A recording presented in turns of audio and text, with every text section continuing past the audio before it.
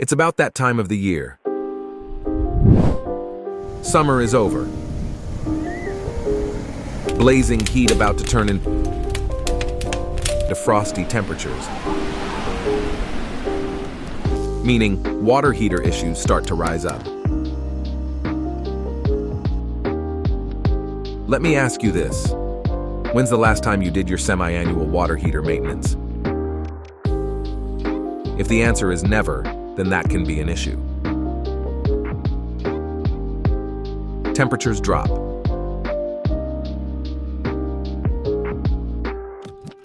Water heater starts working harder to turn cold water into hot water for your showers. So be careful. It's recommended to do a water heater maintenance check every 6 months.